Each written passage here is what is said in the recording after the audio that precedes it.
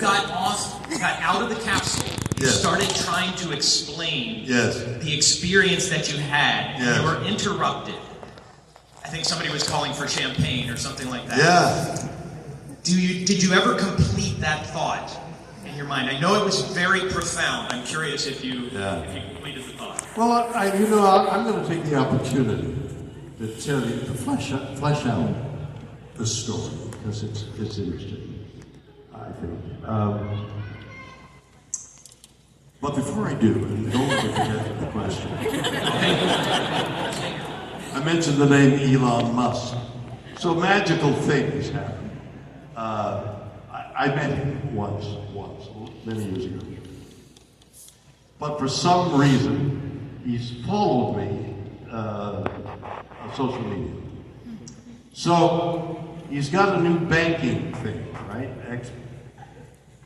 Too difficult to explain, but he's got another project involving a bank, his bank.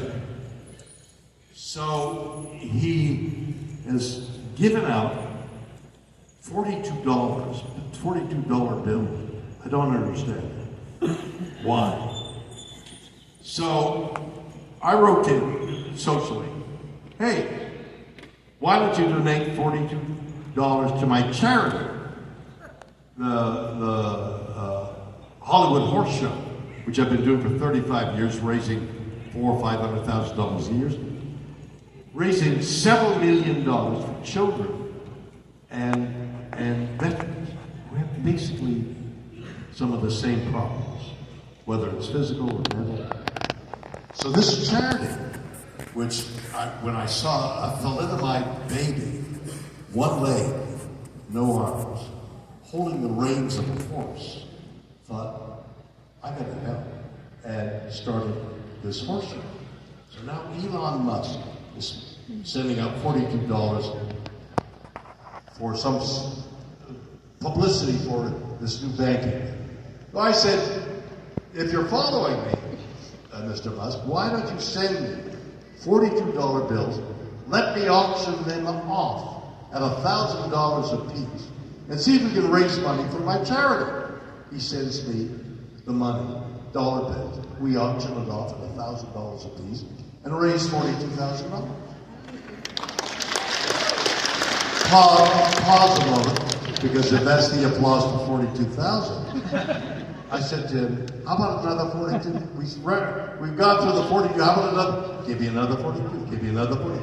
We raised $246,000 on Elon Musk, auctioning it off for $1,000. Okay, so he's got satellites.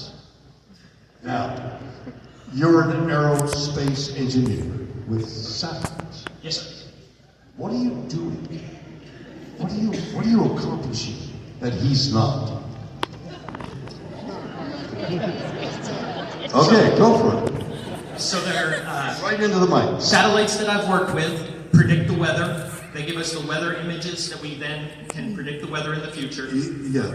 I worked on the early GPS satellites that everyone is using now.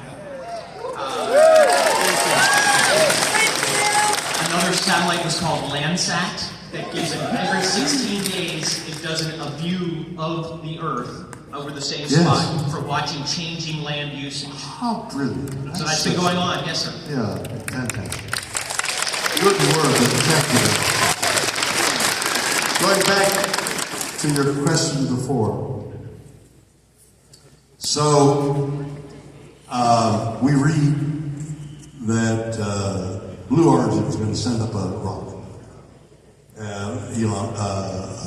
Jeff Bezos.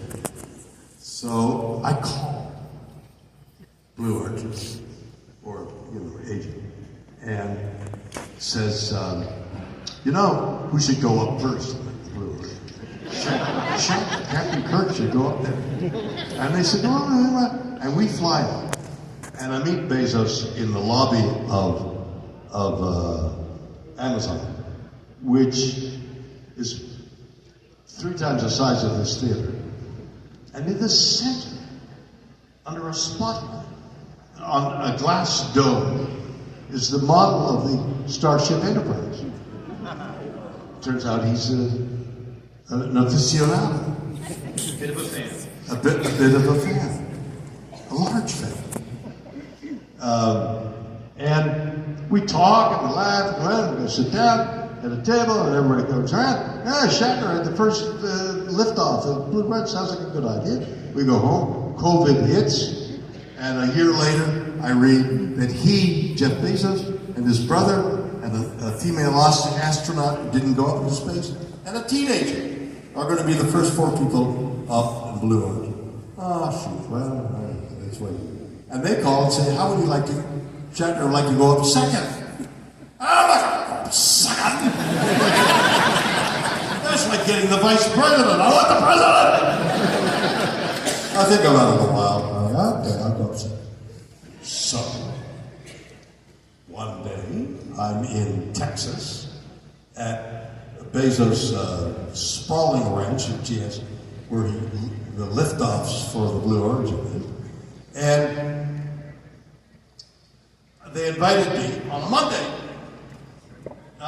Monday morning, I'm there, and there's nobody around. It's like somebody making breakfast over there.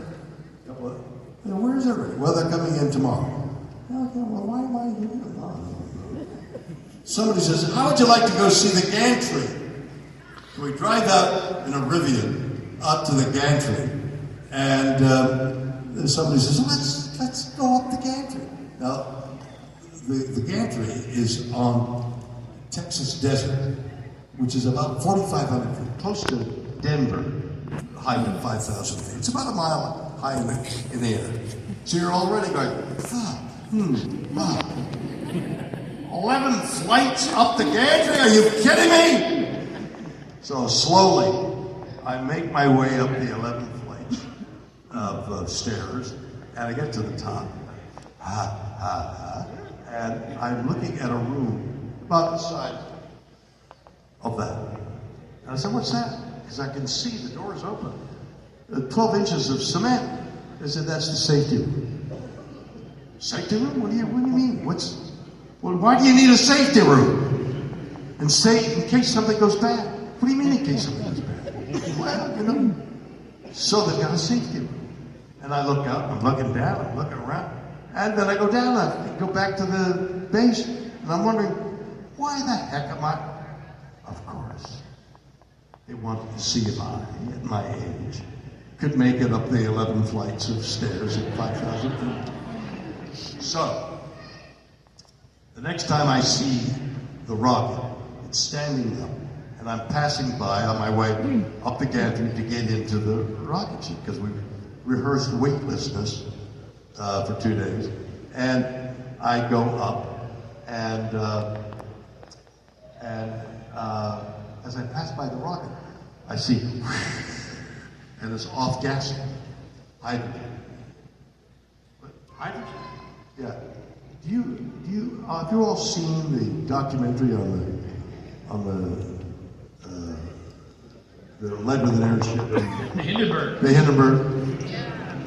You see the Hindenburg stuff? The guy's saying, oh, the humanity of it all! And people are running around, the thing is burning. You know what's burning? Hydrogen. Hydrogen! I get into the spaceship, and there's 3 other people, there's 4 of us, and they begin the countdown. T-minus 17, 16, 15. Hold it, there's an anomaly. You know what anomaly means? Tell me in your engineering language. So anomaly is a light way to say something went wrong. That's what us engineers Something doesn't belong there. Something is not right. And I knew the definition of anomaly. No, it's okay, no anomaly. 17, 14, 13. And now I'm going to tell you the God's truth, okay? This is verbatim. The voice over says, all right, everybody, we're going to remove the gantry. Anybody who wants to get off should get off now. That's the God's truth. I went, wait a minute, I'm Captain Cook. So we got lift off. And now, I'd seen footage of Jeff Bezos when he went up. He was floating and there's cameras everywhere in the spaceship. And he's like, his legs are apart, and the kid is throwing candies at his asshole. I think, I'm not going to do that. I'm going to see what's out there. So when they called waitlisters, I got out of the harness, and I went over to the window. Now I'm at the window, and I look ahead. I see blackness. I see palpable black. I see death.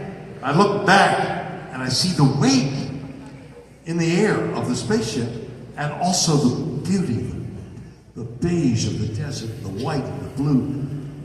And I think, that's life. That's life. That's death.